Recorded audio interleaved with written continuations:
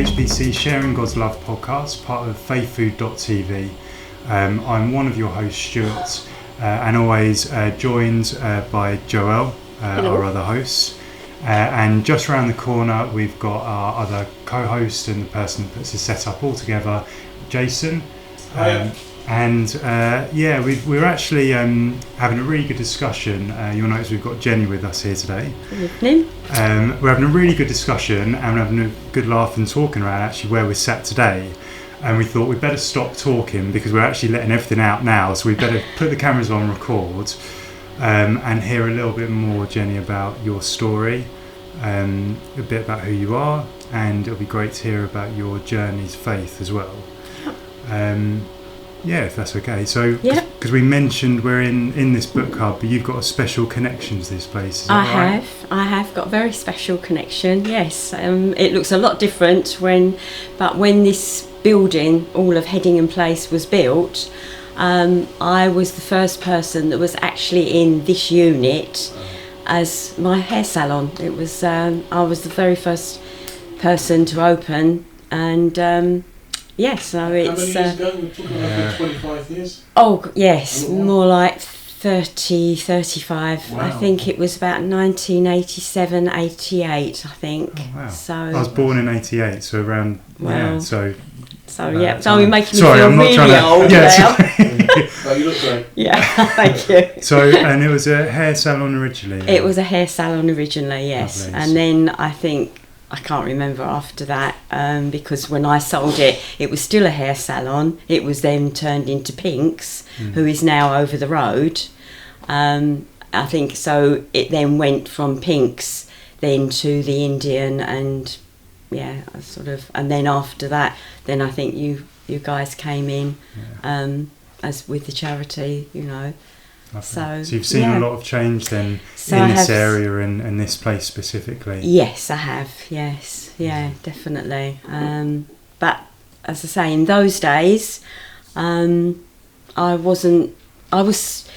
that's how I came to open my own hair salon, because I was just a situation in my life where I just didn't ever seem to be satisfied with my life. I was always searching, and I thought by having my own salon, that was the answer, because I'd been in hairdressing for many years, and I'd had the children, and they were growing up, and it was for a few years. I seemed to be very happy, but then it seemed to all get a bit mundane again, and.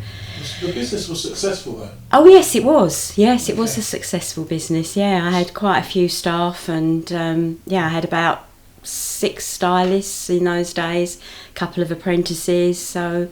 Okay, so you're thriving. What went wrong?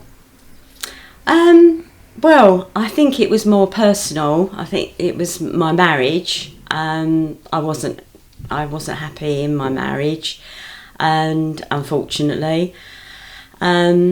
And the inevitable happened. I'd met somebody else, and so I left the marriage.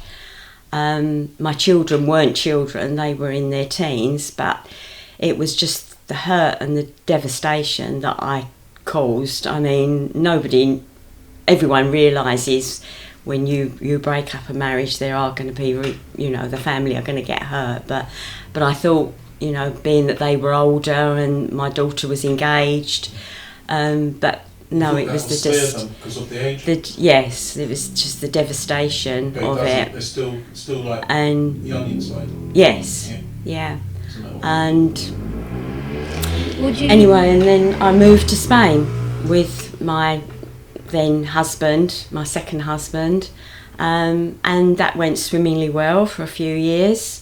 And I had a salon out there, and then I came back because that all went pear-shaped after 7 years. It picked up and it was successful. Yes, for a while? For a few years, yes. Okay. And then. So you're good at business. There's no doubt about that. Well, I class myself as a good hairdresser, but I'm the paperwork side. The paperwork side. No, I had two husbands that were fairly, well, my first husband especially, because in those days, he had to do everything. There was no, just about had a calculator. And but my second husband, he probably wasn't quite so good with money. Hence, we did lose everything. Okay. And so but the investment side, the side of it the was, investment we've done. So then I came back, and I got a job, fortunately, straight away, being a hairdresser. And then I did meet somebody else, but that absolutely went awful. That was probably the biggest mistake I ever made in my life. And I thought, right, that's it. I'm going to be now on my own. I'm not into. I just want to be on my own, which is fine. And I was going along quite swimmingly, but then when things start to happen in your life where you've got nobody to share things with, and that's the situation that I found myself in. I've got a sister and a brother, and they both, within 2 weeks, they were both diagnosed with serious illnesses. My brother had bowel cancer, and then literally 2 weeks later I found out my sister, she was diagnosed with Parkinson's. So how long ago was this?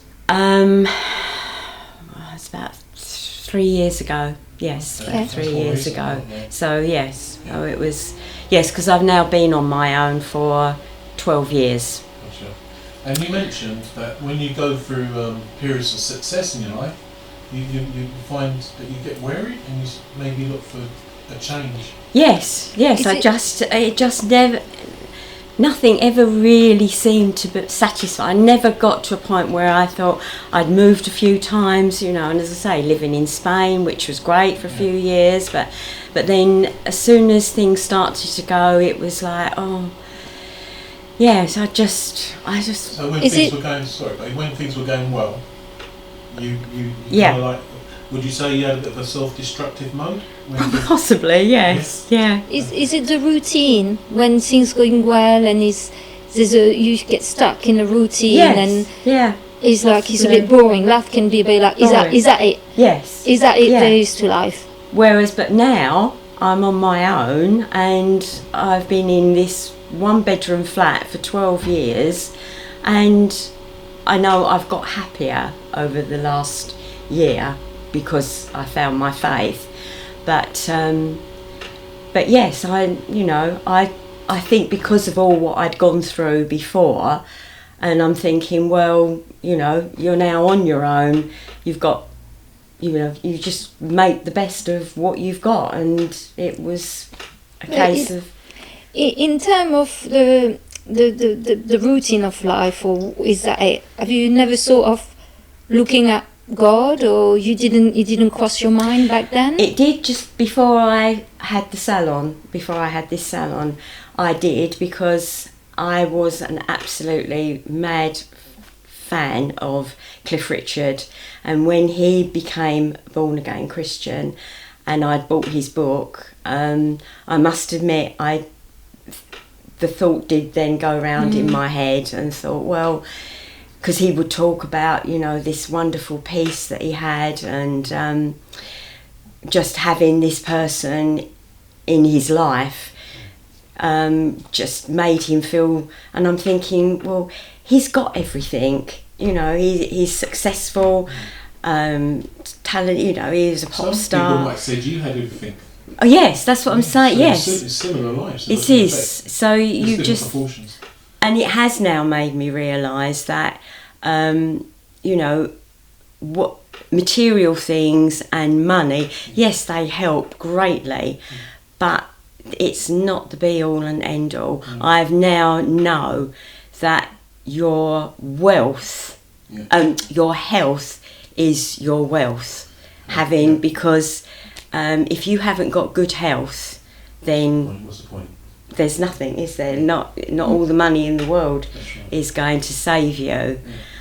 But there is one person that can save you, and this is what I've. Even wealth didn't make you happy, because you obviously you had the Cliff Richard things, then you went into business. Yeah. So I'm guessing you kind of forgot about that bit. You were busy establishing your business. Yes, and I don't think I've sort of thought about him.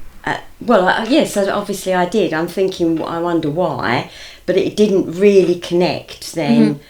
The what he was or what he'd found in his faith that. But it could be because the excitement of starting a new business and the adventure. But then I'm wondering, when you did your business, you were successful.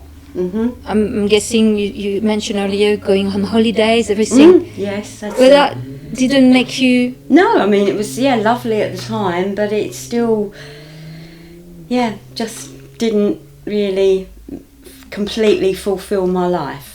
I now know, Stuart, your story similar, I'm assuming. Is it similar? Because you mentioned having a hole in your heart? Yeah. Or something that you're just trying to fill. Does it sound similar to... Yeah, it is. I think that we, so Jenny and I, for people watching, go to the same house group. So for anyone not familiar with a house group or a small group, it's where it's not in a church setting. Typically, it may not be in a church setting. So we go around someone's house and get together and talk and read scripture. Or we started by doing, I think it was Life Explored, wasn't it? The video series. The Life Explored. Life Explored. Then we quickly changed that. You didn't do the Christianity Explored, no, I didn't, did you? No. No, it was the Life Explored. That's right. And this was quite. We connected. I feel. I hope Definitely. Yeah, we did make a connection. Definitely. Yeah. Because I think for a number of reasons. One is definitely coming to faith at a really similar time or the same time. Yes. But I think that we probably saw a lot in each other as well in terms of the patterns of behaviour and the seeking. Yeah. And a lot unsaid as well. So. I think that we have different stories, but I think at the root of it was the same thing around thirst that couldn't be quenched. Yes. So I can completely relate to your story. Mm. I do have a question actually, and maybe we've answered this through the things that have been discussed already, but what would you say, Jenny, you put your faith in previously? So before becoming a Christian, say it could be 3 years ago or it could be 20 years ago, you now put your faith in Jesus. Mm-hmm. What did you put your faith in before? Oh gosh. That's a big question. Sorry. Yeah, I was going to say, you always come out with big questions. Was it Jack Daniels?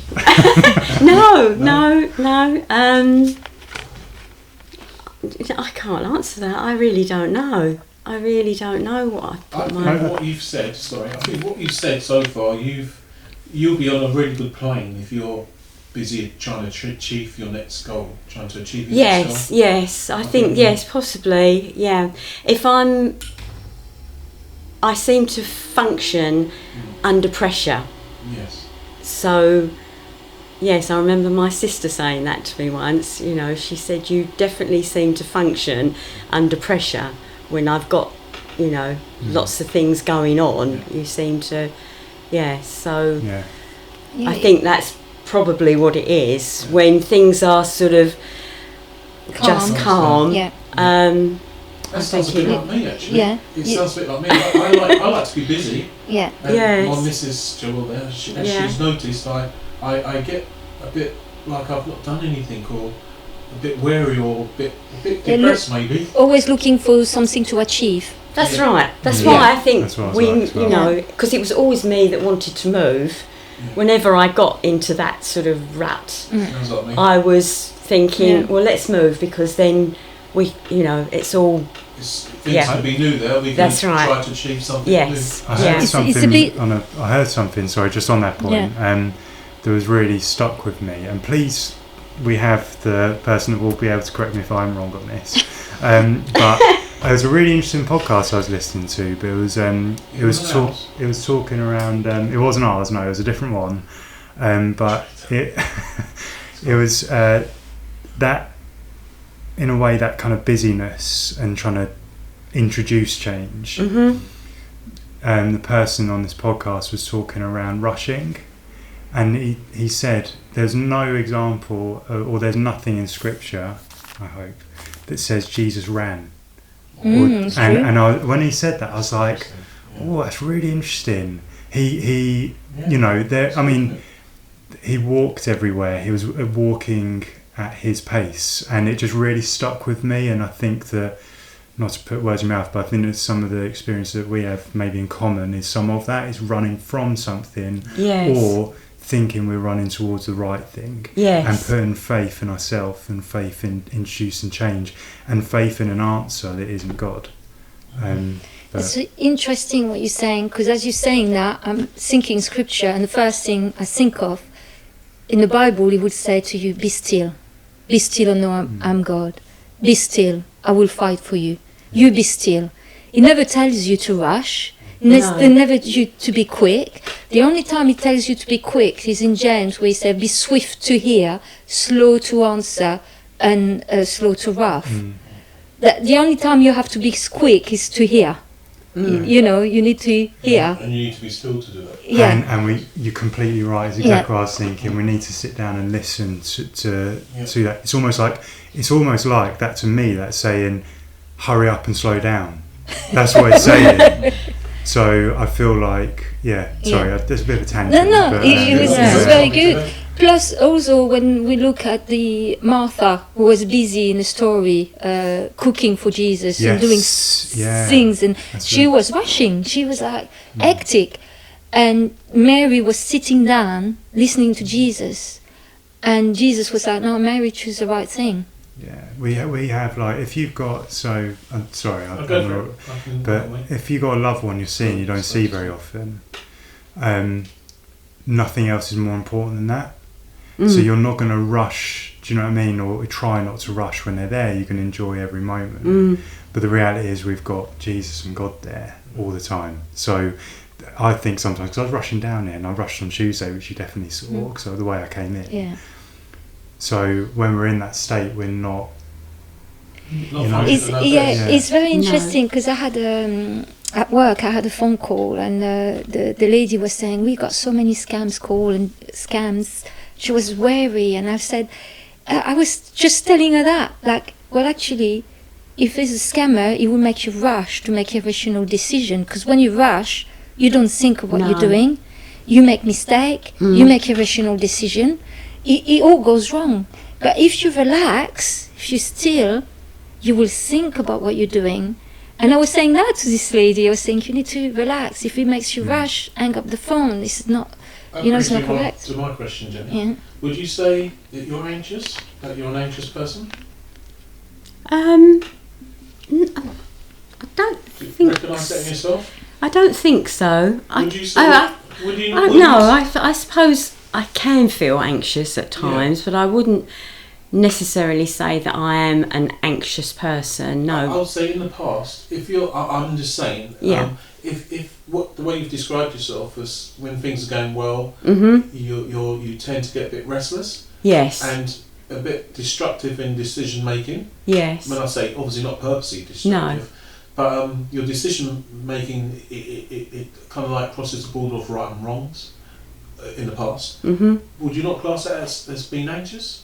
Is that not? No, I think if anything, it's looking for excitement or looking for. Anxious is when you worry about so much, isn't it? I would not see you as an anxious. No, I would show you of someone who would do thrilling stuff, like go on a plane and go on a parachute, like to get thrill out of life. Life can't be boring. I'm not sure she'd do a parachute. I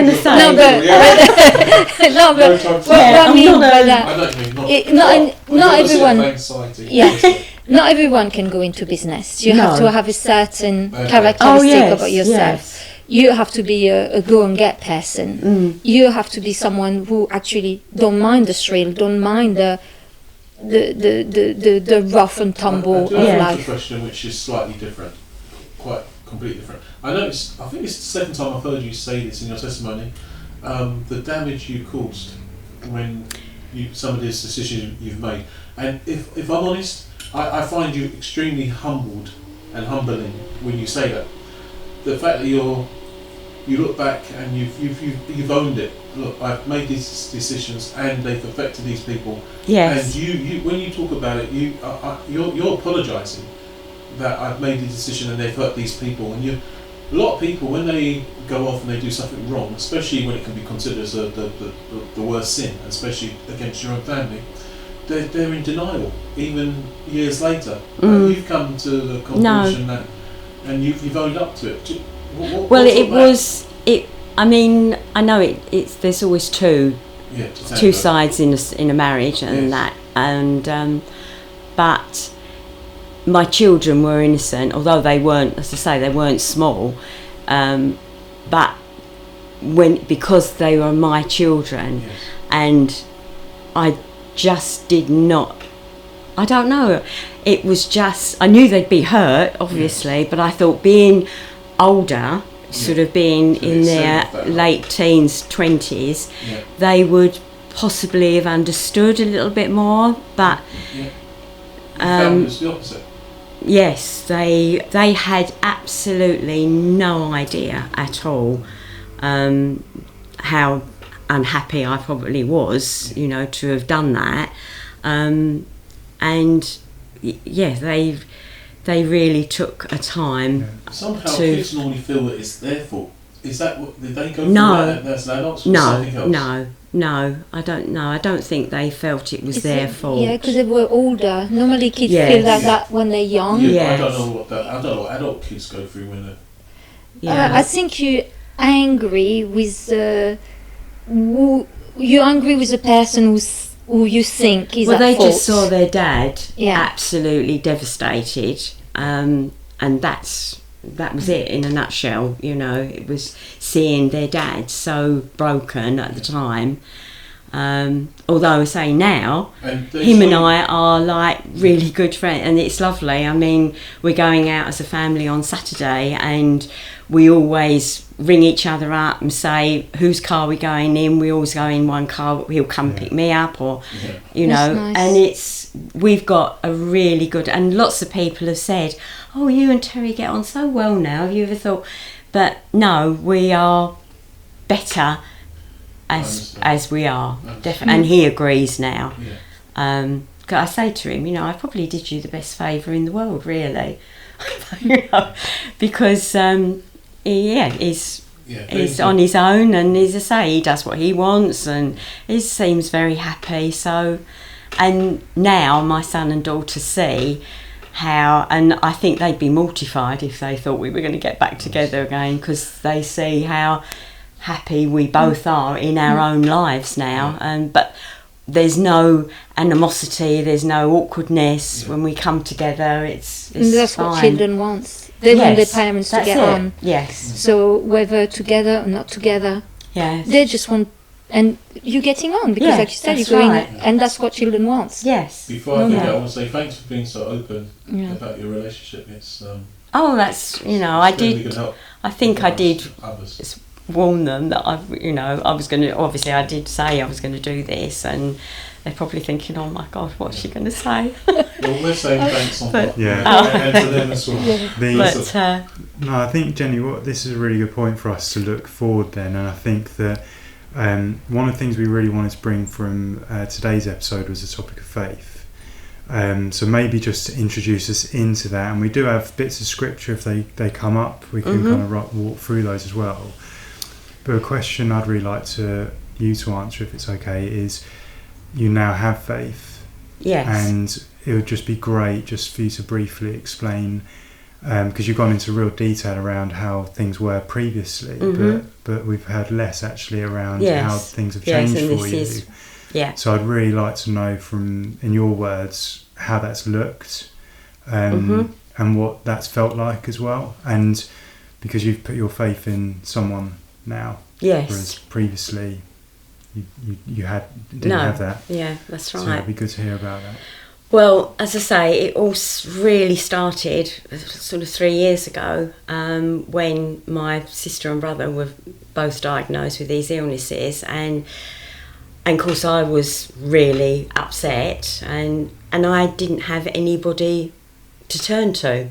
I felt totally alone then, and I obviously, because all my family, they've got their own lives, and I thought, well, they don't want to be burdened with, you know, what I'm thinking, because they'll worry about me and blah, blah.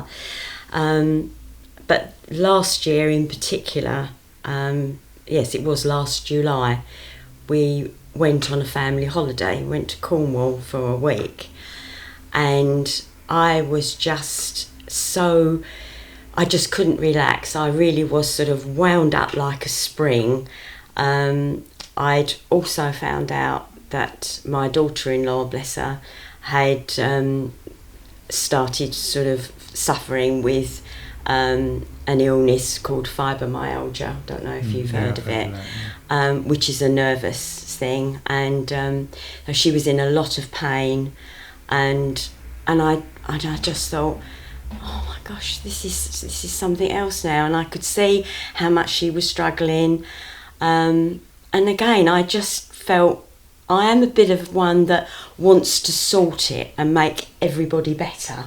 You know, I want to sort of make everything better. And it's just to come in, if you don't mind, in a positive, in a nice way, from good intention, probably control it as well, and try and control the. Yes, I know, I can be. I've been told that I can be a bit controlling. I think many of us, I can relate to that as well. But it's from a good place. But you want to control. But you just want to, and I just felt that I had nothing to offer. You know, I just was.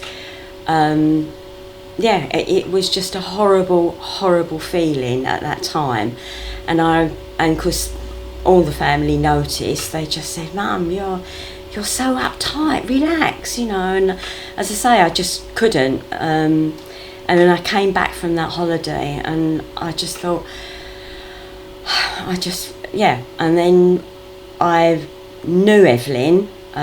Because I used to do her hair, although I didn't know she was a Christian at the time, but I often see her now because she lives near me, and we've both got dogs. And I think I just met her one day, and we got talking, and she was talking about her faith and how she was saying that it's such a comfort and everything. And I just thought, well, I just want to look for something again, like I'll try anything, so to speak. And I always did believe, I never was an atheist, I always believed in Jesus and everything, but I'd never looked any further than obviously Christmas, birth of Jesus, Easter, Good Friday, crucifixion, Easter Sunday, resurrection, you know, and that was about it. I'd never ever picked up a Bible or anything. But as I say, listening to Evelyn, she just, I just thought, I don't know. And there was a few of my ladies that I knew that went to the HBC church, and they were all lovely and just so relaxed, and so I thought to myself, well, you know.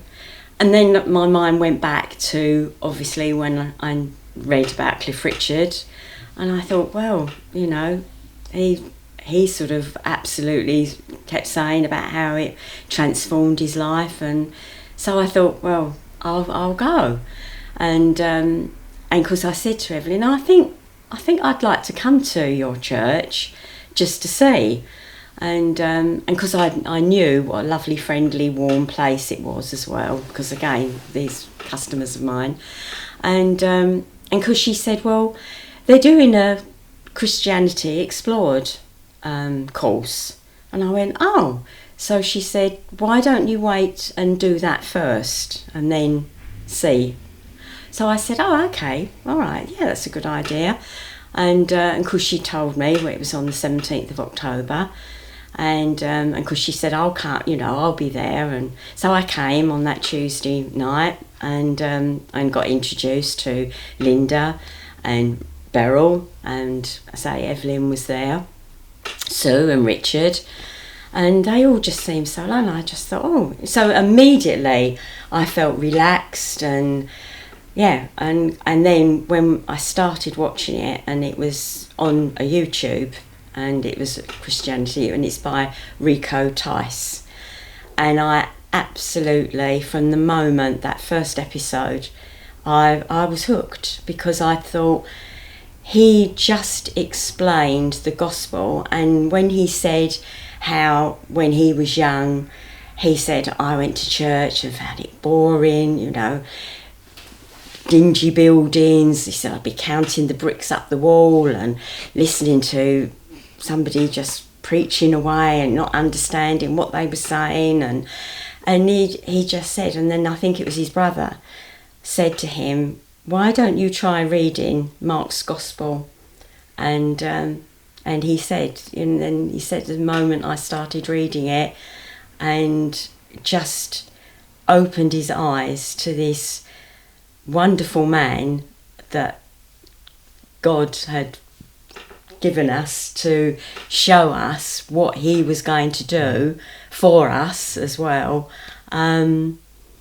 And yes, and because I say after that first, and every, I think it was 6 or 7 weeks, I just didn't want it to end. I just sat there, and then I thought, well, even after the first Tuesday, I thought, well, I'm definitely going to church. But I must admit, I did think that I would like to try other, you know, I'd like to try, is it St Peter's on what's the church on Rochford Golf Course? Yeah, it might be.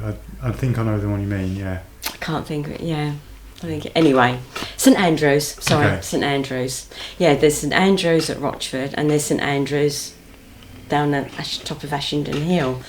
And I must admit, I've always liked going into churches, always. I remember my daughter and I went, about 15, 16 years ago, we went to a midnight mass. She was living in Malden at the time, and we went to the church there. And I definitely, every church I ever go into, even then, I got this feeling, and I always felt so emotional. Yes, it was just a wonderful feeling. So I wasn't sure. I thought, well, perhaps, you know, I'd like to try different churches to see what I feel most at home in. So, but I went to the HBC on that first Sunday, and no, as soon as I went that Sunday and met everybody, and I think that's what it was. It was just the fact that it's not the typical old, although they are beautiful and I do love them, with stained glass windows and everything, but it was just this lovely warm feeling. The moment I walked through the door, everybody made me feel so welcome, and when Richard did the sermon that day, I just felt myself welling up, and I'm thinking to myself, why am I crying? I just filled me with so much emotion, and I've just felt the love from this place. It was just uncanny. I just never ever experienced anything like it. So, and I just thought, no, I don't need to go to any other churches. Wow. That was it. I was hooked. And but then obviously during the Christianity Explored, the baptism came up, and of course I said, oh, I've definitely been christened, so with water. Was that as a baby? As a baby, I was 6 weeks old. But of course, as Richard said then, well, that was your parents' choice. Yeah. You know, you are making this commitment, and, you know, so, and then I thought to myself, oh, I don't know about being baptised. I'm thinking my hair's going to get wet. I thought, because we're, you know, knowing that I was going to be completely submerged in this water, I thought, oh And no. you're a hairdresser. And You're excused. I know, but, and I just, and that was the first thing I thought of. I thought, oh no, I can't be baptised because my hair's going to get soaking wet, and in front of everybody. I thought, no.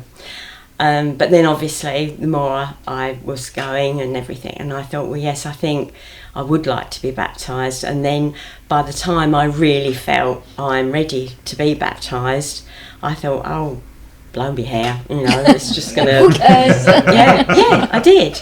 But for those people watching that weren't there that day, the strangest thing again. And the more I think about it, the more I think, I know I joked about it at the time, but I'm thinking, well, perhaps the Lord thought, because my hair is such an important thing to me, he decided that I wasn't going to get my hair completely wet. Because when I went into the water, and I should have had you, Jason, perhaps, sorry, Alan, but poor Alan wasn't there when we did the rehearsal. So you did it, didn't you, when we did the rehearsal the week before? And it went perfectly, didn't it? Without water, obviously. But of course, Alan, bless him, for some reason he thought I was going to bend my knees. And it was yes. And I don't know what happened, but obviously I didn't get completely submerged. In fact, my brother said I was cheated, because he said you were only bapped, not baptised. He said you wasn't baptised, you were only bapped. There's a name for it now. What's his name, brother? Martin. Yeah, good one, Martin. Yeah, Martin. Yeah. So anyway, of course I went back. But because it was just literally the back of my hair that got soaking wet. So the front and my face was still in. How funny is it that happened though? Well, that's... it's quite... And I must admit, I did feel at that split second, I thought, I've not been baptised. And I said to Richard, I'll do it, I'll go back in again. And he thought about it. But he went, no, you have been baptised. And I said to him, I really don't mind, And he went, no, you're fine, you have been baptised. But the more I thought about it, I thought, well, the Lord knew how important my hair is, and thought, no, we won't completely. Even he knows all the numbers of your hair. The numbers. Something I think is just to bring out of what you shared is... and it's slightly off topic of faith, but it just shows, doesn't it, how important it is to have, or now this responsibility falls on all Christians, but when someone asks you a question, to how you help people, because Evelyn for you was that person. And it's just like that little kind of offer of Christianity Explored coming down. Yeah. And I think there's a lot of people that have similar stories like that. I know I do as well, but it just shows you how important that is and how delicate that is as well, because it could very much have not happened that way. Oh yes, absolutely. So, I mean, as she said, she has got ridiculed for her faith. A lot of people really can take offence if you suggest, about anything to do with Christianity. It's I don't need that in my life. I'm perfectly all right, sort of thing. But I remember Linda saying on one of the first sessions that when she said, I don't know how anybody in this world today can live without faith. The way the world is, I don't know how anyone, and I really understand now what she means, because I think when you do have that faith, it just makes you feel such at ease with everything, and you just think, well, it will all be taken care of. It'll all, it's yes. It's quite interesting. When I research the word faith has a range of meaning, but one, because I don't want to speak about 11.1, Hebrew 11.1, because we talked about it on the previous podcast. So I thought, let's do a bit of dictionary research. And it says it's a belief, a trust, a confidence. It's a trust you have in God. And the thing for me in life, I agree with Linda. I'm thinking, with all what I've been through in life, I know my faith, my trust in God, the assurance that I know that God is real, that He keeps His promises, that helped me to go through the storm of life. But furthermore, for someone who don't believe in God, I want to say, well, one thing we all have in common, regardless how old we are, we're all going to die. Yeah. And one day, we will die, we will go before God, and God's going to judge us by the 10 Commandments.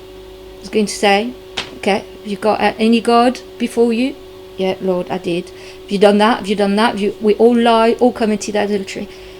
If we don't accept Jesus as the mediator, as the one that took our sin, as the one who will come before God, said, that's all right, Father.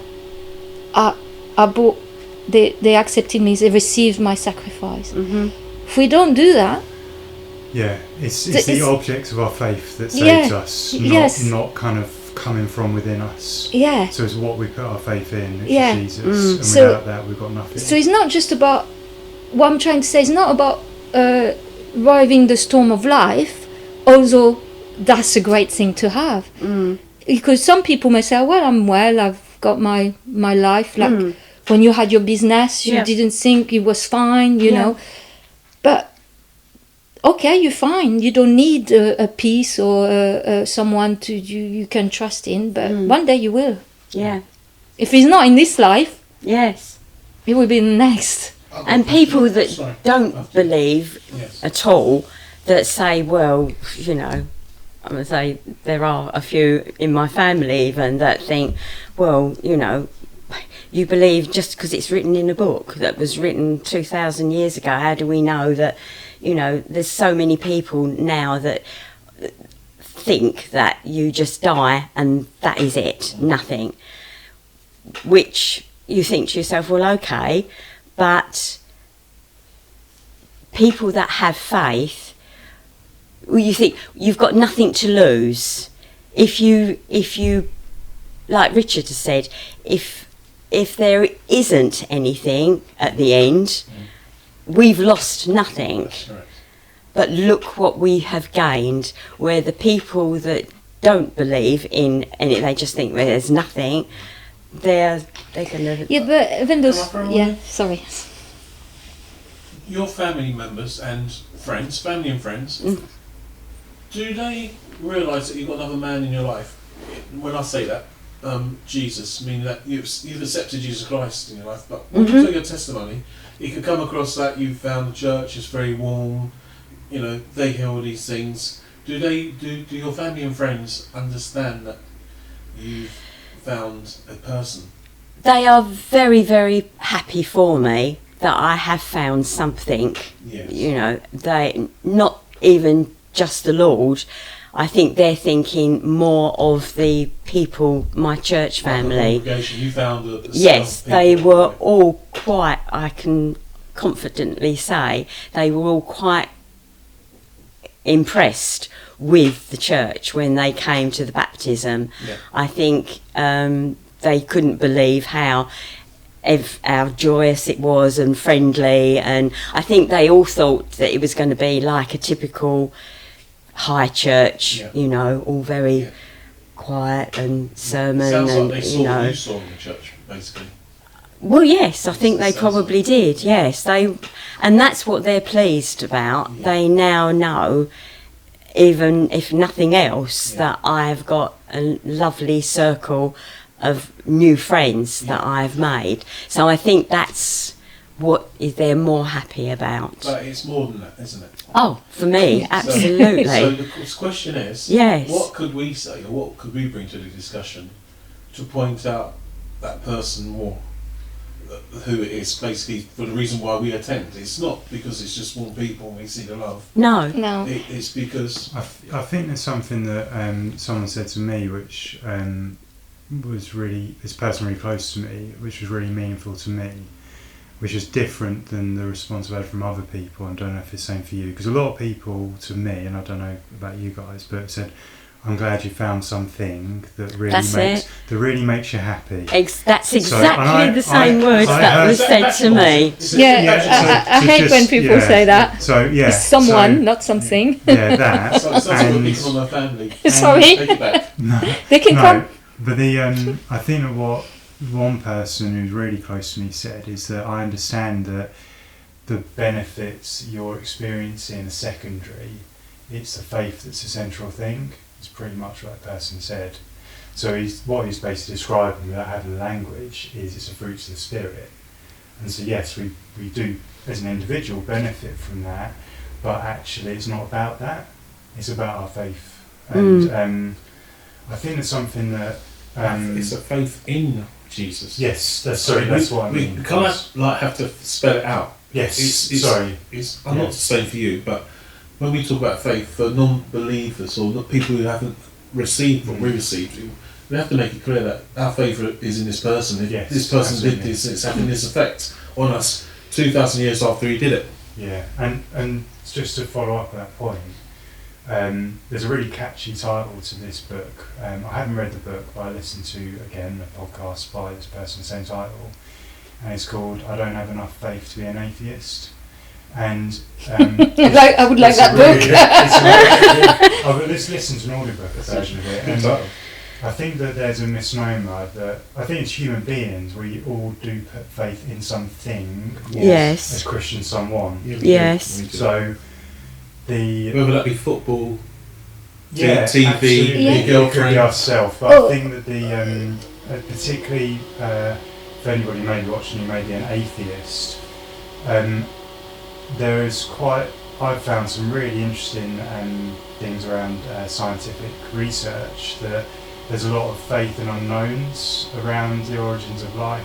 Yeah, like aliens. Yeah, but even just things like, I was listening to something the other day that around protein folding and how proteins are formed, and the fact that we can't really replicate DNA and we don't know how that evolved.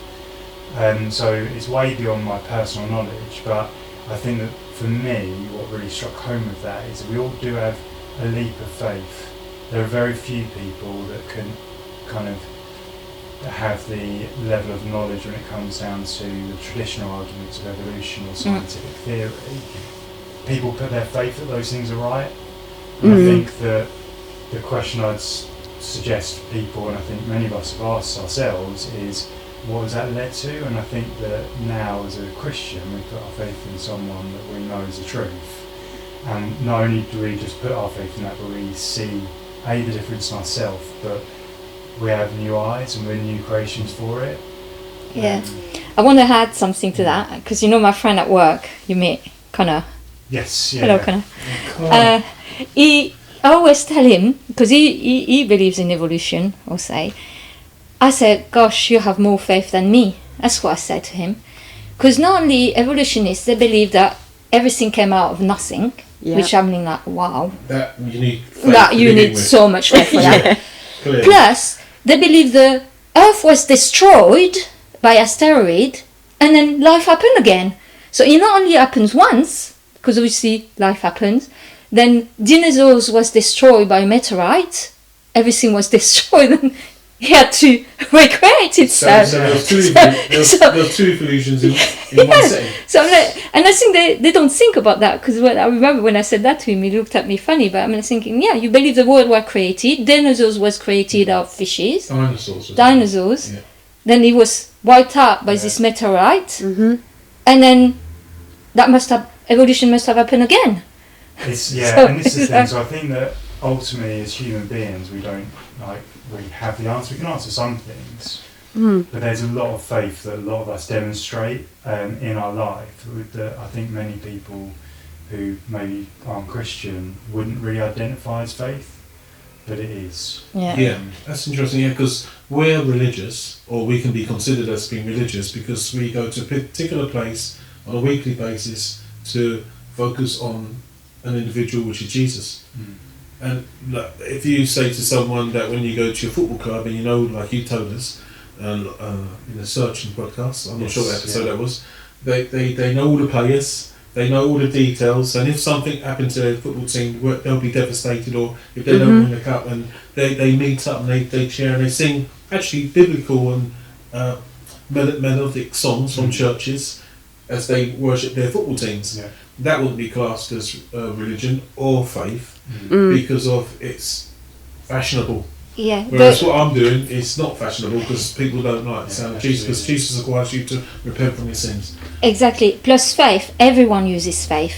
The biggest example I heard is when you go to bed at night, you have faith you're going to wake up. You have faith that your alarm clock would wake you up. When you go into your car, you have faith that is going to turn up. There's a lot of things we take for granted. Can I And just if you, throw something in that? Concessional speaking, that bit we said when you go to bed, you have faith that you're going to wake up. yeah, some people die in their sleep. Yes, the person. It's not helping me with the point. I'm going to make a point for them saying some people die in their sleep. Anyway, yeah, but that's not the point. I interrupted you for a reason. My point was simply that everyone has faith. No one can say, even your family. No, that's true. Yes. They can't say they don't have faith or they don't Yes, believe in anything. That's absolutely untrue. Yes. Everyone believes in something. Yes. Everyone has faith. To the simple facts of going to bed, waking up, or walking down the road, you have faith that you're not going to fall down. I mean, these things we don't think about, but because certain things we take for granted. Yes. We have faith that our body is going to bring the oxygen we need without thinking about it. And we walk on a planet which is floating in mid-space. Yeah, and it's not going to fall. Yeah, it's not. Like far from the sun. I don't know. One thing I think that really stuck out from your story, and I think that just before we kind of close and wrap up, but I do want to bring out, was actually your act of faith as well in taking that step. So Evelyn explained our Christianity Explored. Mm-hmm. And I think that for me is almost like the beginning of that's maybe at the time you didn't see that as an act of faith. I don't know, you can tell me, but for me that seems like a big act of faith just to step forward, because for a lot of people that's it's only a small step, but it was also the biggest step to take. Oh yes, yes. Yeah. And in preparation for this, I really felt like I wanted to bring this in, but particularly when we're talking around people's different beliefs and non-belief as well. But we message around this, I think I messaged around this around numbers. So yeah, you did mention something on numbers. Yeah, so one of the things I've heard, and I think, I don't know if you would have been the same, but before my personal belief, I would have thought, if someone asked me the question, what would bring you to faith in God? I would say, right, well, if something really big happened in front of me and I heard the voice of God, I would then believe. Yes. I don't believe that. Yes, not now, neither do I, but at the time that's how I would have answered it. Oh yes, Yeah, that is say, what... Oh, I just want to see a shining light. I Yes, say, sure, this is what you need to do. And then when I see that, I believe. Yes. And I think there's something, Yeah. as we were like reading, I'd be interested in everyone's take, but Mm-hmm. it was in Numbers 14, 1-9, and these are my notes, I may get a little bit wrong here, but it talks around the Israelites, the Jews, kind of going through the desert, being led by Moses, and then at the last barrier where they're about to go through to think the promised land at that point, and they saw, I can't remember the name of the tribe or the people, but they were essentially really strong and big, and they just said, we can't go over there. They just didn't have the faith to make that step. Mm-hmm. But what was really interesting, and this came from like the study Bible section, was it said, don't forget that these people had seen all kinds of miracles throughout their time in the desert. They'd seen manna, they'd seen water come out from the rock, they'd seen, the Ten Commandments. Egypt, the way they left Egypt. Exactly. All of these things, all these miracles in front of them, pillars of fire, yet all of those miracles couldn't bring the faith in them, if that makes sense. And that really stuck with me when I read it. I was like, actually, the faith is something that comes from us as well. We have to take that active step Yes. forward. It's trust, remember? Yes. Faith is trust, it's actually having confidence in God. So basically, after all what God did for them, they absolutely had no trust in God. It's like you, let's take it on a human level, yeah?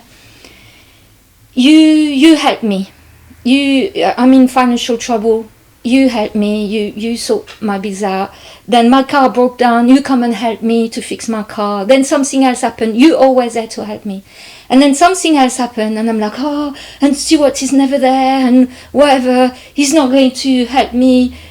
You get hurt because you would think in your human mind, this woman is ungrateful.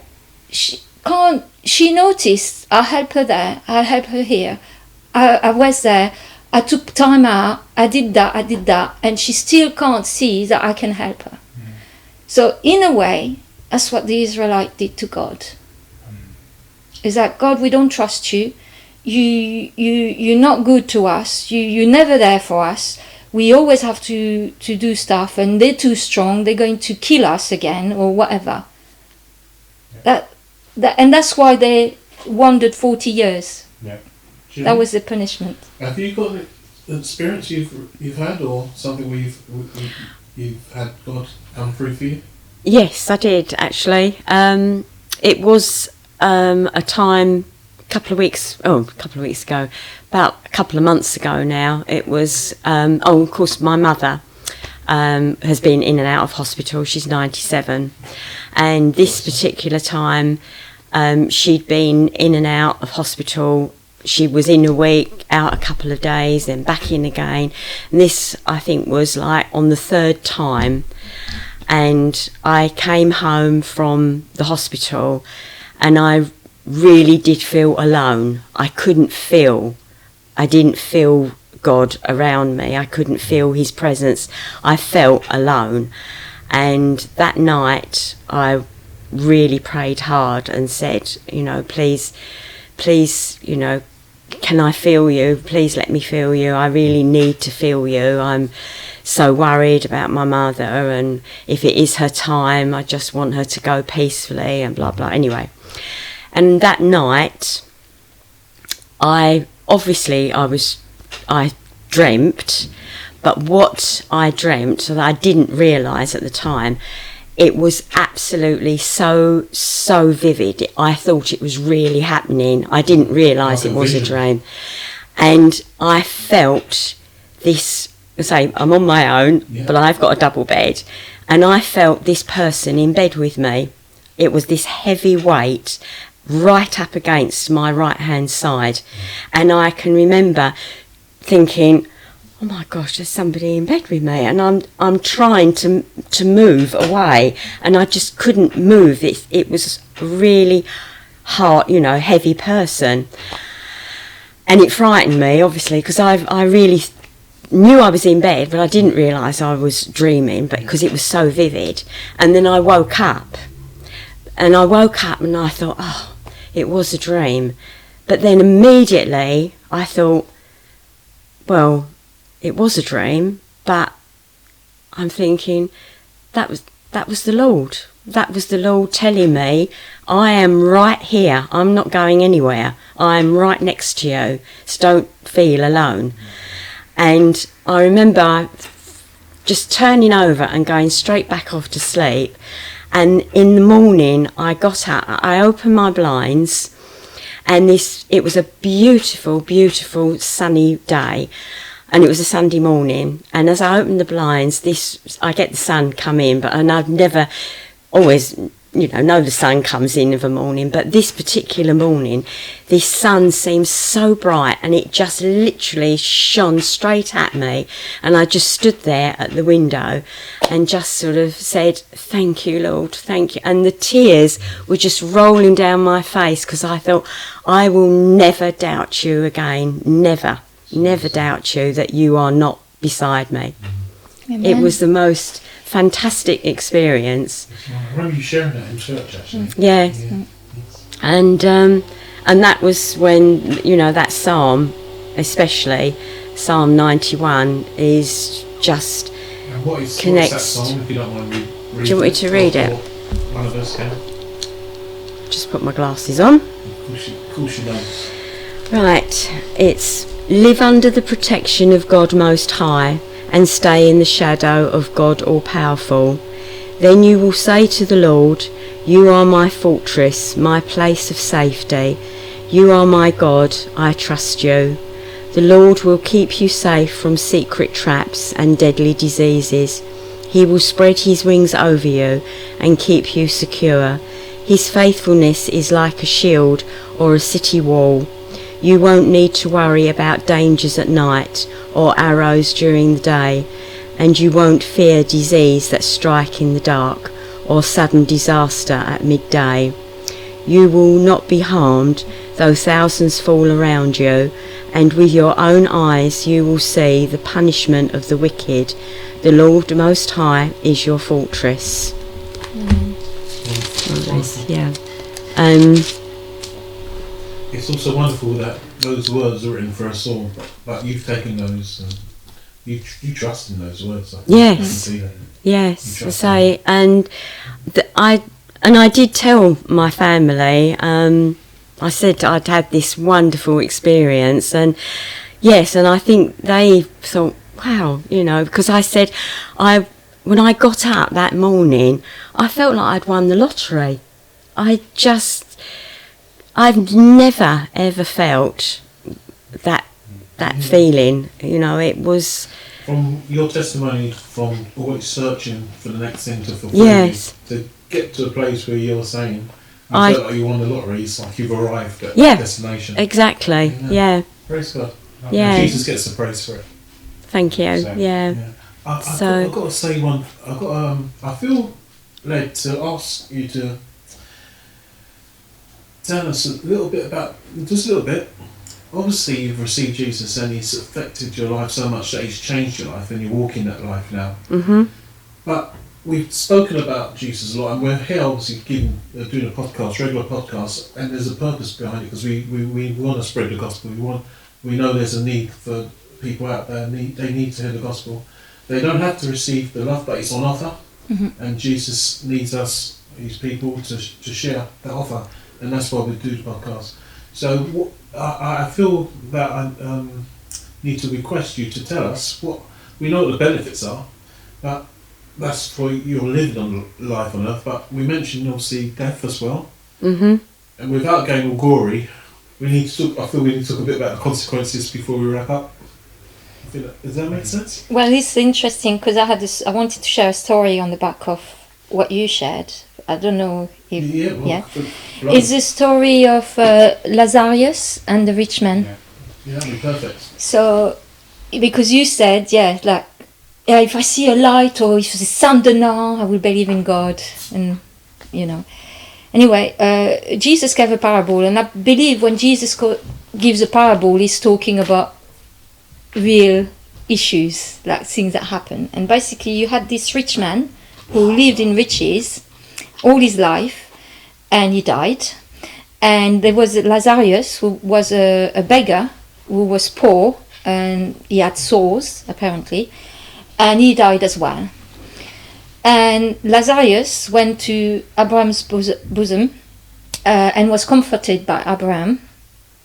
And the rich man was in hell, in torment. And there was a separation between where Lazarus was and Abraham and the rich man. And the rich man called out to Abraham, Father Abraham, can you let Lazarus put his finger so that I can get some refreshment, because he was tormented. And Abraham said, no, sorry, there's a dome or there's something we can't cross over. You that's it for you. And the guy is in agony, and he says, please, Abraham, send Lazarus back from the dead to warn my family so that they don't come here, because this is awful. This is hell, And Abraham says, well, we can't. And anyway, they have the prophet. You've got the Bible, or you've got Moses. They've got the prophets. But I'm seeing today you've got the Bible. But yeah, so they can listen to them. And Christians, too. And the rich man says, no, they don't listen to them. They don't listen. But if someone raises from the dead, they will listen. And Abraham's response is, well, if they don't listen to the prophet and to Moses and to the Bible, to the word of God, then they will not listen even if someone raised from the dead. And the powerful truth of this story, because you said your family believe, they don't believe. Some of them don't. Yeah. The truth of the matter is proven that Jesus is an historical figure. No one disproved the existence of Jesus. Jesus actually was the first man, fully God, that rose from the dead. Someone actually rose from the dead. And to this day, no one wants to believe that one day, if they don't repent, if they don't give their life to Jesus, if they don't acknowledge what Jesus did on the cross, they will go to the same place this rich man has gone to. Yeah, I've got something to say on this, but I feel like I'm being called to say. So the what I think your question is asking is that essentially for many people the ultimate is around death and what happens to us. Mm-hmm. So that for many people, or for it's basically the ultimate thing, isn't it? So if it's I think that a lot of people don't care. Yeah, they just turn around and say, well, once you're dead, you're dead. That's it. Yeah, I think, how do I put this? I've met a lot of people that have a similar view, but there are some people that say, oh, I'm not so sure, I don't know, I don't really think about it.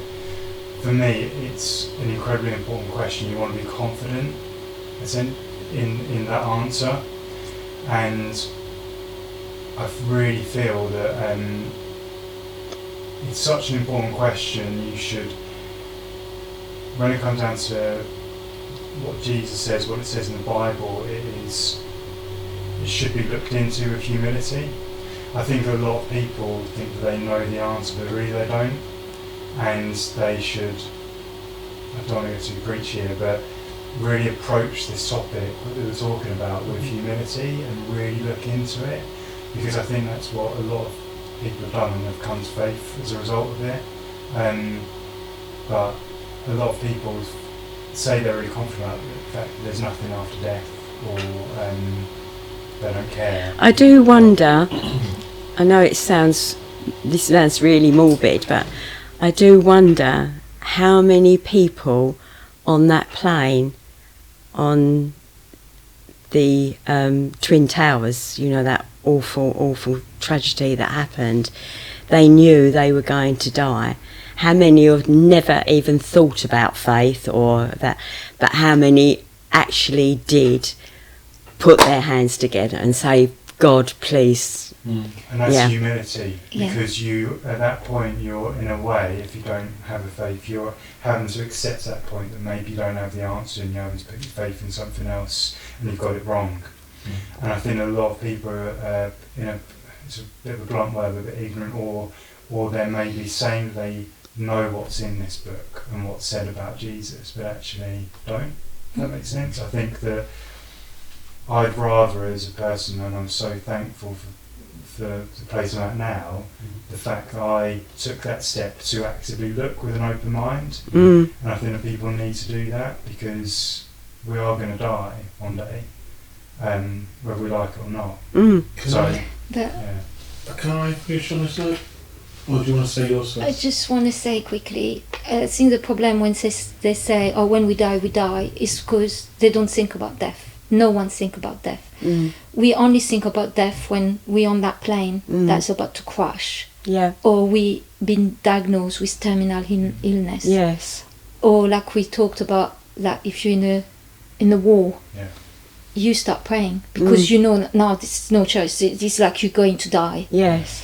If someone you were going to say at 5 o'clock you're going to die, they're going to view that day very different, and they will have humility to research. Yeah, I think it's very important that if people get the opportunities to listen to our other podcasts, especially the one on searching, which was done a couple of weeks back. But I feel also to share of all the, because you mentioned the plane, I was pointing at that. I was thinking, Lord, shall I finish with this? Shall I say this? And when Jenny mentioned the plane, I thought, okay, that's confirmation. So basically, of all the trips we go on, what trips don't we plan? Of all of those trips which we go on, how many of them do we not plan to take a suitcase, take clothes, I mean, if you book a trip to Marbella, you're gonna know what. Yeah. Not only you're gonna know when you're going, you're gonna book the ticket. You're gonna work out what seat you're on. You even get to choose which seat you want to be on, if it's close to the window or not. Yeah. First class, second class. Yeah. How long you're staying for. All these things go into that, and even if you're planning insurance for death, for not for death, but like if you go to the hospital, you're always planning. There's everything in life you're planning. Yeah. But there's one thing when it comes to death, the journey where we're all going on, we're not actually making any plans for. So this is something which can't be overlooked. Why is it that we're not planning or looking into where we're going on this journey? Of all the journeys we go, we're fully practicing in preparing and knowing where we're going. But this one, we don't care. Yeah, and we don't know. That could be at any point for anyone. You know, it could be at any point. It could be at any age. Yes. But I think a lot of people think that that will happen at this stage, and when the time comes, I'll get ready for it. But it's best to face the truth, really. Yeah, so because you're placing your confidence. Like, are you really confident in that? Do you know what I mean? Because it is the ultimate. It's the, It's interesting. It's like they're placing faith in themselves. That they believe that within themselves they will wake up the next day. Within themselves they will live until they're 90 or 80 or. But where does it come from, that That's faith? right. We assume, because even my discussion, I'm thinking that we're talking about dying to an old age. But what if that's not the case? Like you said. Yeah. What if that's at any time? And the thing as well, I think, is that we know the truth, but for someone who may be listening or watching, who actually, it's not around like, it doesn't even have to be that you are going in necessarily feeling like you've got to find a predetermined outcome. I'd encourage anyone just to read the Bible or to listen to videos or listen to podcasts or listen to us. And I think the more that people really approach it from a true place of humility, they will find the answer. I firmly believe that. I think that sometimes... I believe that because I believe God's helping. Exactly. I think there's just so much evidence and truth behind it. So I think that maybe not, but there might be some people out there thinking, well, if I want to become a Christian, I've got to make that decision, and then I'll look into it and I'll start reading the Bible, trying to work at it. But I think that anyone could, if you're truly humble, I challenge anyone to read this and not become a Christian from a true place of humility without preconceived. I think saying to become a Christian could be part of the problem, because that's not popular. So when people go, when I'm searching, when Jenny's searching, when you're searching, you wasn't planning on, I want to become a Christian. You were searching for contentment, for the truth. It so happens that it's found in Christianity. You have your answers there. So it's not like anyone goes out and says, I'm going to become anything. No. No, you want to meet the giver of life. Yeah. And the one that can only promise eternal life. And that's Jesus Christ. That's Jesus. So glory goes back to Jesus. Amen. Wow. Amen. What a great conversation we had. So we could carry on, but I think we're, I think from all three of us, we just want to say thank you so much, Jenny, for coming on. I've loved it. Thank you. Thank you You for... should come back on the show. Yeah, we'll do a part two. And Part two. If you want. But no, it's been really great. You've shared a lot of things, and It would be great to come back and say, guess what?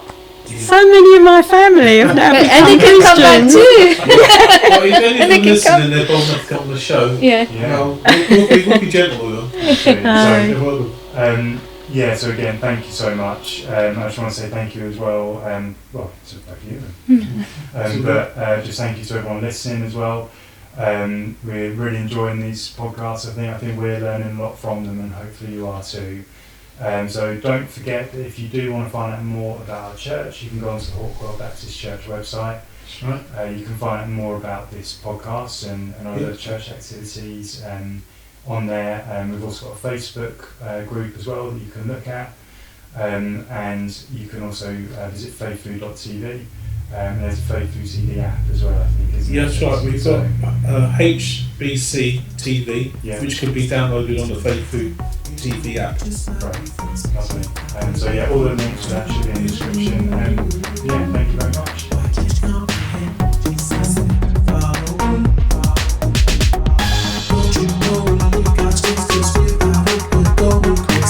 That's why the master said, don't